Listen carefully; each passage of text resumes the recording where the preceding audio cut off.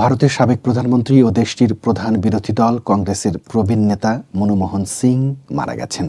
বৃহস্পতিবার স্থানীয় সময় রাত ৯:৫১ নয়াদিল্লির all India Institute of medical সায়েন্সের চিকিৎসকরা তাকে মৃত ঘোষণা করেন। মৃত্যুকালে তার বয়স হয়েছিল ৯২ বছর। বার্ধক্যজনিত নানা জটিলতায় তিনি মারা গেছেন।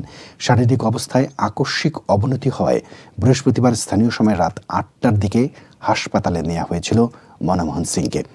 এআইআইএমএস এক বিবৃতিতে বলেছে, কংগ্রেসের প্রবীণ নেতা মনমোহন সিংকে বয়সজনিত অসুস্থতার কারণে all India Institute of medical সায়েন্সে ভর্তি করা হয়েছিল। বৃহস্পতিবার হঠাৎ করেই নিজ বাড়িতে চেতনা হারিয়ে ফেলেছিলেন তিনি। হাসপাতালে আনার পর চিকিৎসকদের সকলের প্রচেষ্টা তার চেতনা ফেরানো যায়নি। চিকিৎসকরা রাত ৯:৫১ তাকে মৃত ঘোষণা করেন। মনমোহন সিং ১৯৯১ সালে প্রথমবার রাজ্যসভার সদস্য হন। ১৯৯৮ থেকে ২০০৪ সাল পর্যন্ত তিনি বিরোধী দলনেতা ছিলেন।